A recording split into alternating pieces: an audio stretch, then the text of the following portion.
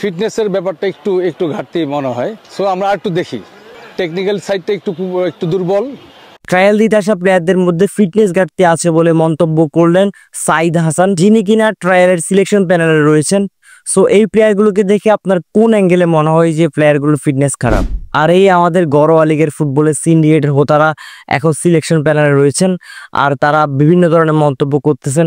আর কোন সময় কোন ধরনের মন্তব্য করতে হবে আমার মনে হয় না তারা সেটা জানে। একদিকে প্রথম দিনে কিন্তু প্রচুর গরম ছিল, যার কারণে প্লেয়ারদের মানিয়ে নিতে আর একটা নতুন পরিবেশ, প্লেয়ারগুলো নতুন, এই মাঠে খেলেনি, এই পরিবেশে খেলেনি, যার কারণে প্রথম দিকে অ্যাডজাস্ট করতে একটু টাইম লাগবে।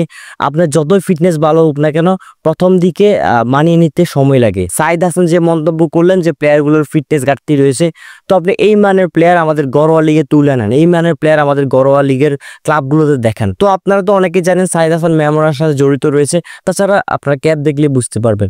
সো সাইদ হাসানের মেহমান বাংলাদেশ টিমকে কয়টা ভালো মানের, কয়টা ভালো ফিটনেস ওয়ালা প্লেয়ার দিতে পেরেছে আমাকে বলেন।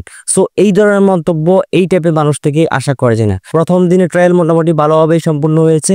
সো গরমের সাথে প্লেয়ারদের অ্যাডজাস্ট করতে কিছুটা কষ্ট হলো, তারপরে অনেকে কিন্তু নিজের সেরাটা দেওয়ার চেষ্টা করেছে।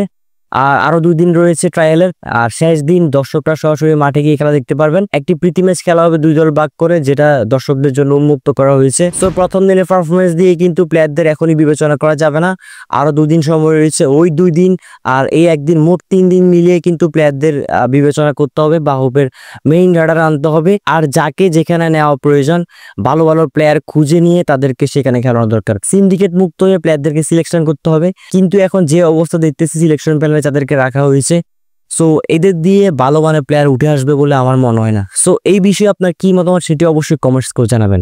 আল্লাহ হাফেজ।